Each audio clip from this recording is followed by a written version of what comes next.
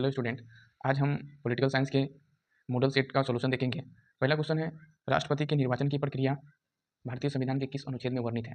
Option A अनुच्छेद 52-53, option B अनुच्छेद 53-54, option C अनुच्छेद 54-55, अनुच्छेद डी 55-56। तो ऑप्शन सी इसका सही आंसर होगा, क्योंकि अनुच्छेद 54-55 में जो राष्ट्रपति के निर्वाचन की प्रक्रिया का जिक्र किया गया है, तो राइट आंसर ऑप्शन सी होगा।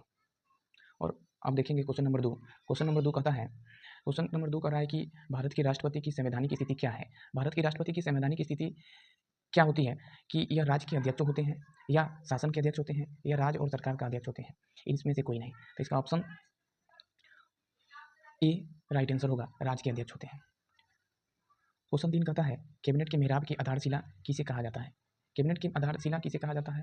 राष्ट्रपति को कहा जाता है, प्रधानमंत्री को कहा जाता है, या राष्ट्रपति प्रधानमंत्री दोनों को, या इनमें से कोई नहीं। तो कैबिनेट के आधार की जो मेहराब की जो शिला है वह प्रधानमंत्री को कहा जाता है। इसका राइट आंसर बी होगा।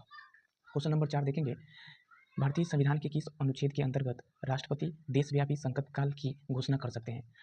ऑप्शन ए अनुच्छेद 350, अनुच्छेद 352, अनुच्छेद 356, अनुच्छेद 360। तो राष्ट्रपति देशव्यापी संकट काल की जो घोषणा है वह अनुच्छेद 352 के तहत लगाते हैं। राइट आंसर ऑप्शन बी होगा। क्वेश्चन नंबर 5 देखेंगे। क्वेश्चन नंबर 5 कहता है कि राष्ट्रपति राज्यसभा में कितने सदस्यों को मनोनीत कर सकते हैं? ऑप्शन ए 9 सदस्यों को, ऑप्शन बी 10 सदस्यों को, ऑप्शन सी 12 सदस्यों को, ऑप्शन डी 14 सदस्यों को। तो इसका राइट आंसर होगा ऑप्शन बी, 12 सदस्यों को मनोनीत करते हैं। और क्वेश्चन नंबर 6 देखेंगे। क्वेश्चन नंबर 6 देखेंगे कि राज्य के शासन में केंद्र का प्रतिनिधित्व किसे कहा जाता है? तो राज्य के शासन में केंद्र का प्रतिनिधित्व मुख्यमंत्री को कहा जाता है, राज्यपाल को कहा जाता है, विधानसभा के सदस्य को कहा जाता है, या उच्च न्यायालय को कहा जाता है। यदि आपको क्वेश्चन का आंसर मालूम हो तो आप कमेंट में अपना आंसर जरूर दीजिएगा, और जो भी क्वेश्चन आप लोग सही करते हैं उसको लास्ट में जरूर इसका क्वेश्चन कमेंट करिएगा, ताकि हमको मालूम चले कि कितना स्टूडेंट को सही आ रहा है, और हम सब आपके कमेंट को जरूर पढ़ेंगे। तो इसका आंसर जो होगा यह राज्यपाल होगा। ऑप्शन बी इसका राइट आंसर होगा। क्वेश्चन 7 कहता है कि कोई मंत्री जो संसद या विधायक नहीं है उसे किस समय में संसद या विधायक होना अनिवार्य है? तो ऑप्शन ए 1 महीना में, ऑप्शन बी 6 महीना में, ऑप्शन सी 1 वर्ष में, ऑप्शन डी 3 वर्ष में। तो इसका राइट आंसर होगा ऑप्शन बी 6 महीना में। अब क्वेश्चन नंबर 7 देखेंगे, 8 देखेंगे। क्वेश्चन 8 कहता है कि किस अनुच्छेद के अंतर्गत राज्य में राष्ट्रपति शासन लगाया जाता है? तो option A 350, option B 352, option C 356, option D 360। तो ऑप्शन बी इसका राइट आंसर होगा 352। क्वेश्चन 9 कहता है, कौन राज्य की मंत्रिपरिषद का अध्यक्ष होता है? ऑप्शन ए राज्यपाल होते हैं, ऑप्शन बी मुख्यमंत्री होते हैं, ऑप्शन सी वित्त मंत्री होते हैं, ऑप्शन डी इनमें से कोई नहीं। तो राज्य की मंत्रिपरिषद के जो अध्यक्ष होते हैं वह मुख्यमंत्री होते हैं। कौन होते हैं? मुख्यमंत्री। क्वेश्चन नंबर 10 देखेंगे कि कौन भारत के राष्ट्रपति का पर महाभियोग लगा सकता है? महाभियोग यानी कि इम्पीचमेंट इसको बोलते हैं। Option A supreme court, option B संसद, ऑप्शन सी मुख्य चुनाव आयुक्त, ऑप्शन डी इनमें से कोई नहीं। तो ऑप्शन बी इसका राइट आंसर होगा, संसद यानी पार्लियामेंट। क्वेश्चन 11 देखेंगे। क्वेश्चन नंबर 11 कह रहा है कि कौन सा सदन प्रधानमंत्री के खिलाफ अविश्वास प्रस्ताव ला सकता है? ऑप्शन ए राज्यसभा ला सकता है, ऑप्शन बी लोकसभा ला सकता है, ऑप्शन सी राज्यसभा लोकसभा दोनों, ऑप्शन डी इनमें से कोई नहीं। तो ऑप्शन बी इसका राइट आंसर होगा, लोकसभा ला सकता है। क्वेश्चन नंबर 12 कह रहा है कि उपराष्ट्रपति कितने दिनों के लिए चुने जाते हैं? तो उपराष्ट्रपति 3 वर्षों के लिए चुने जाते हैं, 4 वर्षों के लिए चुने जाते हैं, 5 वर्षों के लिए चुने जाते हैं, या 6 वर्षों के लिए चुने जाते हैं। तो राष्ट्रपति हो या प्रधानमंत्री हो या उपराष्ट्रपति हो, ये सभी जो है 5 वर्षों के लिए चुने जाते हैं, लेकिन राज्यसभा के जो सदस्य होते हैं वह 6 वर्षों के लिए चुने जाते हैं। क्वेश्चन नंबर 13 को देखेंगे, प्रधानमंत्री की नियुक्ति संविधान के अनुसार कौन करता है? तो ऑप्शन ए उपराष्ट्रपति, यहाँ उपराष्ट्रपति नहीं होगा, यह राष्ट्रपति होगा। ऑप्शन ए राष्ट्रपति, ऑप्शन बी उपाध्यक्ष, ऑप्शन सी भारत के मुख्य न्यायाधीश, ऑप्शन डी मुख्य चुनाव आयुक्त करते हैं। तो ऑप्शन ए इसका राइट आंसर होगा, राष्ट्रपति करते हैं।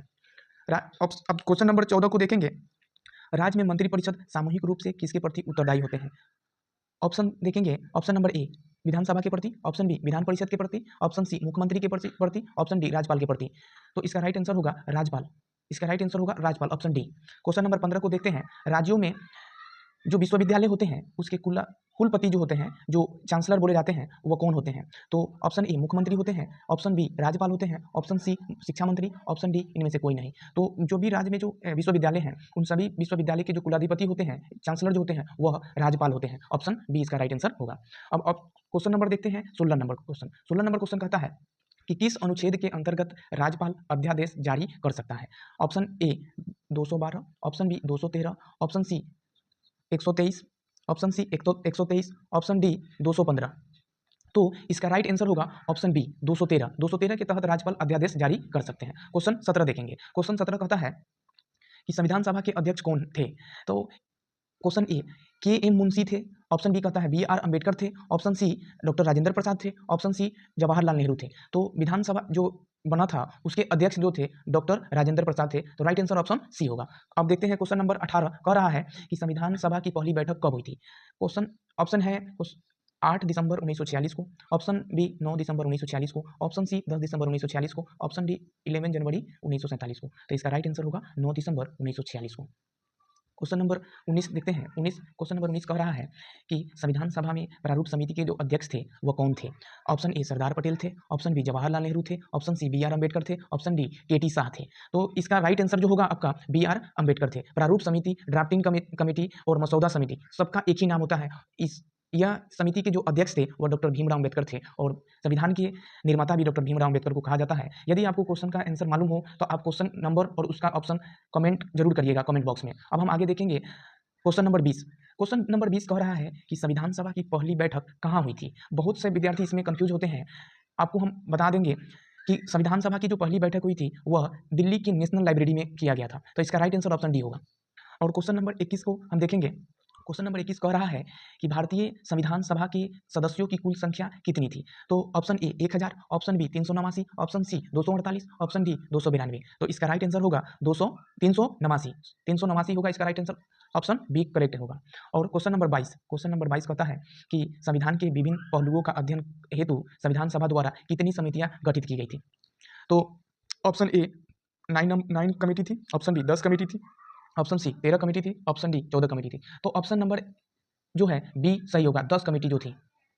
अब क्वेश्चन नंबर 23 देखेंगे। क्वेश्चन 23 कह रहा है, क्वेश्चन 23 कहता है किस मामले में सर्वोच्च न्यायालय यानी कि सुप्रीम कोर्ट ने घोषणा की कि प्रस्तावना संविधान का हिस्सा नहीं है। तो यह जो है option A Keshavananda Bharati case, option B Golaknath case, option D Minerva's case, option D Berubari case. तो देखिए बेरूबारी केस में यह कहा गया था कि संविधान प्रस्तावना का हिस्सा नहीं है, लेकिन इसमें हम एक और बात एक्स्ट्रा बताना चाहते हैं। केशवानंद भारती केस में यह फिर से दोबारा कहा गया सर्वोच्च न्यायालय के द्वारा कि जो प्रस्तावना है संविधान का हिस्सा है। क्वेश्चन नंबर 24 कह रहा है किस संविधान संशोधन द्वारा समाजवाद शब्द भारतीय संविधान के प्रस्तावना में जोड़ा गया था। तो ऑप्शन ए 40वां संविधान संशोधन, ऑप्शन बी 42वां संविधान संशोधन, ऑप्शन सी 43वां संविधान संशोधन, ऑप्शन डी 44वां संविधान संशोधन। तो ऑप्शन बी इसका राइट आंसर होगा 42वां संविधान संशोधन 1976 के द्वारा समाजवाद शब्द जोड़ा गया था। और क्वेश्चन नंबर 25 कह रहा है कि किस देश के संविधान से भारत ने नीति निर्देशक तत्वों का सिद्धांत लिया है। तो ऑप्शन ए ब्रिटेन के संविधान से, ऑप्शन बी कनाडा के संविधान से, ऑप्शन सी फ्रांस के संविधान से, ऑप्शन डी आयरलैंड के संविधान से। इसका राइट आंसर होगा ऑप्शन डी आयरलैंड के संविधान से लिया था। क्वेश्चन नंबर 26 कहता है, क्वेश्चन नंबर 26 कह रहा है कि संविधान के किस अनुच्छेद में संविधान के संशोधन की प्रक्रिया वर्णित है। Option A 356, option B 360, option C 368, option D 370। तो ऑप्शन सी इसका राइट आंसर होगा 368 में संविधान संशोधन की प्रक्रिया वर्णित है। क्वेश्चन नंबर 27 कह रहा है कि न्यायिक समीक्षा का सिद्धांत भारतीय संविधान के किस देश के संविधान से लिया गया है। भारतीय संविधान में किस देश से लिया गया है। तो ऑप्शन ए संयुक्त राष्ट्र अमेरिका से लिया गया है, ऑप्शन बी ब्रिटेन से लिया गया है, ऑप्शन सी फ्रांस से लिया गया है, या ऑप्शन डी स्विट्जरलैंड से लिया गया है। तो न्यायिक समीक्षा का जो सिद्धांत है वह संयुक्त राष्ट्र अमेरिका से लिया गया है। इसका राइट आंसर ऑप्शन ए होगा। क्वेश्चन नंबर 28 कह रहा है कि सर्वप्रथम किस देश ने संघात्मक शासन स्थापित हुई थी। ऑप्शन ए भारत में, ऑप्शन बी संयुक्त राष्ट्र अमेरिका में, ऑप्शन सी सोवियत संघ में, ऑप्शन डी कनाडा में। इसका राइट आंसर होगा ऑप्शन बी इसका राइट आंसर होगा। और क्वेश्चन नंबर 29 कह रहा है राष्ट्रपति की संकटकालीन शक्तियां किस देश के संविधान से छीन ली गई है। तो यह ऑप्शन ए ब्रिटेन के संविधान से, ऑप्शन बी कनाडा के संविधान से, ऑप्शन सी अमेरिका के संविधान से, ऑप्शन डी बीमर यानी जर्मन संविधान से। देखिए जर्मन के संविधान को बीमर नाम से जाना जाता है। बात याद रखिएगा, हर कंपटीशन एग्जाम में यह क्वेश्चन पूछा गया है और आपको भी जानकारी होना चाहिए कि जर्मन के संविधान से ही राष्ट्रपति की संकटकालीन शक्तियां। तो ऑप्शन डी इसका राइट आंसर होगा। क्वेश्चन 30 कह रहा है कि मूल संविधान में कितने अनुच्छेद हैं। तो option A 395, option A 385, option B 395, option C 340, option D 375। तो ऑप्शन नंबर बी इसका राइट आंसर होगा 395। और क्वेश्चन 21 कह रहा है कि विदेश संबंध किस विषय किस सूची में रखा गया है। ऑप्शन ए संघ सूची, ऑप्शन बी राज्य सूची, ऑप्शन सी समवर्ती सूची, ऑप्शन डी इनमें से कोई नहीं। तो इसको संघ सूची में रखा गया है। राइट आंसर होगा ऑप्शन ए। क्वेश्चन नंबर 32 कह रहा है किस ख्याति प्राप्त लेखक ने भारत को अर्धसंघ कहा है? Herman Finer, option A. Option B है Maurice's Johnson, option C K C Wheare's, option D G Austin. तो ऑप्शन ए इसका राइट आंसर होगा हरमेन फाइनर्स। और क्वेश्चन नंबर 33 कह रहा है गोस्वामी समिति का गठन कब हुआ था? तो ऑप्शन ए 1975 में, ऑप्शन बी 1990 में, ऑप्शन सी 2001 में, ऑप्शन डी 2005 में। तो गोस्वामी समिति का जो गठन हुआ था वह 1990 में हुआ था। इसका राइट आंसर बी होगा। क्वेश्चन नंबर 34 कह रहा है संविधान के किस भाग में केंद्र और राज्यों के बीच वित्तीय संबंधों का वर्णन किया गया है? 10वें, ऑप्शन बी 9वें, ऑप्शन सी 11वें, ऑप्शन डी 12वें। तो इसका राइट आंसर होगा 12वें अनुच्छेद में जो है इस अनुसूची में इसका वर्णन किया गया है। तो ऑप्शन डी इसका राइट होगा। क्वेश्चन नंबर 35 स्थानीय स्वशासन किस विषय की सूची में आता है? ऑप्शन ए संघ सूची, ऑप्शन बी राज्य सूची, ऑप्शन सी समवर्ती सूची, ऑप्शन डी इनमें से कोई नहीं। तो इसका आंसर जो होगा वह राज्य सूची होगा। ऑप्शन बी इसका राइट होगा। क्वेश्चन नंबर 36 कह रहा है भारत में क्षेत्रीय परिषदों का अध्यक्ष कौन होता है? ऑप्शन ए गृह मंत्री, ऑप्शन बी प्रधानमंत्री, ऑप्शन सी मुख्यमंत्री, ऑप्शन डी राज्यपाल। तो इसका राइट आंसर ऑप्शन सी होगा। कहीं कहीं पे इसको गृह मंत्री बताया गया है, गृह मंत्री इसका नहीं होगा क्योंकि यह क्षेत्रीय स्तर पे पूछ रहा है, तो इसका मुख्यमंत्री होगा। तो इसका राइट आंसर ऑप्शन सी होगा। क्वेश्चन नंबर 37 कह रहा है सिक्किम किस वर्ष भारतीय संघ में विलय हुआ था? Option A 1972, option B 1973, option C 1974, option D 1975। तो इसका राइट आंसर होगा ऑप्शन डी 1975। क्वेश्चन नंबर 37 कह रहा है सिक्किम किस वर्ष भारतीय संघ में विलय हुआ था? तो option A 1972, option B 1973, option C 1974, option D 1975। तो इसका राइट आंसर होगा 1975, भारत में यह विलय हुआ था। क्वेश्चन नंबर 38 कह रहा है किस राज्य में के पृथक होकर सन 2009 में से छत्तीसगढ़ राज्य अस्तित्व में आया था? तो option A Andhra Pradesh, option B Uttar Pradesh, option C Madhya Pradesh, option D Karnataka. तो ऑप्शन सी इसका राइट आंसर होगा। आगे हम देखते हैं 39 नंबर क्वेश्चन कर रहा है अवशिष्ट शक्तियां निम्नलिखित में से किससे प्राप्त है? ए केंद्र सरकार को, बी राज्य सरकार को, सी स्थानीय सरकार को, डी इनमें से कोई नहीं। तो ऑप्शन ए इसका राइट होगा, केंद्र सरकार को प्राप्त है। क्वेश्चन नंबर 40 कह रहा है भारत में सुहट केंद्र के साथ साथ संघीय ढांचे का विस्तार कहाँ से लिया गया है?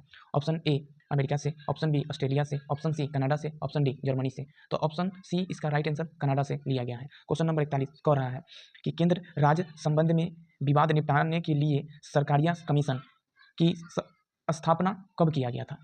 तो इस सरकारिया कमीशन जो है उसकी स्थापना कब किया गया था? ऑप्शन ए 1980 में, ऑप्शन बी 1981 में, ऑप्शन सी 1983 में, ऑप्शन डी 1985 में। तो इसका राइट आंसर होगा ऑप्शन सी। ऑप्शन सी 1983 में सरकारिया जो कमीशन है यानी सरकारिया जो समिति है उसकी स्थापना किया गया था। क्वेश्चन नंबर 42 कह रहा है मौलिक अधिकारों को लागू करने के लिए निम्नलिखित में से कौन रिट जारी कर सकता है? तो ऑप्शन ए संसद, ऑप्शन बी उच्च न्यायालय, ऑप्शन सी राष्ट्रपति, ऑप्शन डी चुनाव आयोग। तो इसका राइट आंसर होगा उच्च न्यायालय। हाई कोर्ट जो है भी रिट जारी कर सकता है मौलिक अधिकारों को, और सर्वोच्च न्यायालय दोनों मिलकर मौलिक अधिकार के लिए रिट जारी कर सकते हैं। अब क्वेश्चन नंबर 43 कह रहा है भारतीय संविधान का कौन सा अनुच्छेद सार्वजनिक रोजगार के अवसर की समानता प्रदान करता है? Option A 14, option B 15 number article, option C 16 number, option D 17 number. तो ऑप्शन सी इसका राइट आंसर होगा। 16 नंबर आर्टिकल सभी सार्वजनिक रोजगार में समानता के अवसर प्राप्त करता है। क्वेश्चन नंबर 44 कह रहा है कि भारतीय संविधान में कितने मौलिक कर्तव्य का उल्लेख है? तो option A 10, option B 11, option C 12, option C 14। तो जो मूल संविधान थे उसमें टोटल 10 मौलिक कर्तव्य थे, लेकिन एक मौलिक कर्तव्य को और जोड़ा गया, टोटल 11 मौलिक कर्तव्य जो है हमारे वर्तमान में मौलिक कर्तव्य है। तो इसका राइट आंसर ऑप्शन बी होगा। और क्वेश्चन नंबर 45 कह रहा है कि भारत के संविधान के किस अनुच्छेद के अंतर्गत उच्चतम न्यायालय रिट जारी कर सकती है? तो अनुच्छेद 30, अनुच्छेद 32, अनुच्छेद 34, अनुच्छेद 36। तो ऑप्शन डी इसका राइट आंसर होगा कि अनुच्छेद 32 जो है वह रिट जारी कर सकता है उच्चतम न्यायालय। क्वेश्चन नंबर 46 कह रहा है कि भारतीय संविधान के किस भाग का उद्देश्य लोक कल्याणकारी राज्य की स्थापना करना है? ऑप्शन ए मौलिक अधिकार, ऑप्शन बी मौलिक कर्तव्य, ऑप्शन सी प्रस्तावना, ऑप्शन डी राज्य के नीति निर्देशक तत्व। तो ऑप्शन डी इसका राज्य के नीति निर्देशक तत्व। और हम आप लोगों को यह भी क्वेश्चन ऊपर कराए हैं कि राज्य के नीति निर्देशक तत्व भारतीय संविधान में किस देश से लिया गया था, इसको आप कमेंट जरूर करिएगा। क्वेश्चन नंबर 47 कह रहा है कि 19वें अनुच्छेद में नागरिकों को कितनी स्वतंत्रता वर्णित है? Option A 5, option C 6, option D 7, option C 7, option D 8। तो टोटल 6 जो है स्वतंत्रता अनुच्छेद 19 में वर्णित है। तो ऑप्शन बी इसका राइट आंसर होगा। क्वेश्चन 48 कह रहा है भारतीय संविधान का कौन सा अनुच्छेद उपाधियों के उन्मूलन से संबंधित है? तो option A 17 number article, option B 18 number article, option C 19 number article और ऑप्शन डी 24 नंबर आर्टिकल। तो ऑप्शन बी इसका राइट आंसर होगा 18 नंबर आर्टिकल जो उपाधियों को अंत करता है। उपाधि के मतलब आप समझते होंगे कि जो भी अपने नाम के आगे जो है जो टाइटल्स लगाते हैं, पहले के ज़माने में जो लगाते थे, उनको अंत कर दिया गया। यह आर्टिकल जो है 18 में इसका जिक्र है। तो क्वेश्चन नंबर 49 कह रहा है, क्वेश्चन नंबर 49 कह रहा है कि भारतीय संविधान के किस भाग में मौलिक अधिकारों का वर्णन किया गया है। ऑप्शन ए दूसरा, ऑप्शन बी तीसरा, ऑप्शन सी चौथा और ऑप्शन डी पांचवा। तो ऑप्शन बी इसका राइट आंसर होगा कि ऑप्शन बी में तीसरा भाग में मौलिक अधिकारों का वर्णन किया गया है। और कुछ इसके रिलेटेड जो बातें हैं हम आपको बताना चाहते हैं कि संविधान से अक्सर आपके क्वेश्चन एग्जाम में देखने को मिलते हैं। तो संविधान के भाग वन में 1 से लेकर 4 तक आर्टिकल का जिक्र किया गया है। और इसमें कहता है भाग 1 में कि भारत राज्यों का संघ है।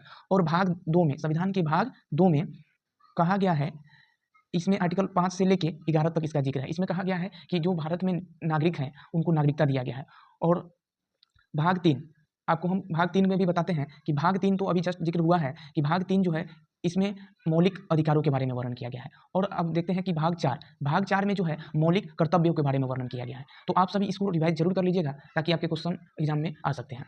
और क्वेश्चन नंबर 50 कह रहा है, क्वेश्चन नंबर 50 कह रहा है कि भारतीय संविधान का कौन सा अनुच्छेद समाजवाद के सिद्धांत को दर्शाता है। तो अनुच्छेद 31, अनुच्छेद 39, अनुच्छेद 48, अनुच्छेद 50। तो अनुच्छेद 39 ऑप्शन बी इसका राइट आंसर होगा। और आगे हम सभी जो बचा क्वेश्चन है उसका भी हम सॉल्यूशन कराएंगे। इतना आप देखिए और कमेंट करिए। अच्छा लगा हो तो आप लाइक करें और सब्सक्राइब भी करें। और चैनल को हो सकता है कि जितना शेयर करें दोस्तों के बीच, ताकि उनको भी इस क्वेश्चन से बेनिफिट मिले और आपको भी इस क्वेश्चन का बेनिफिट मिले।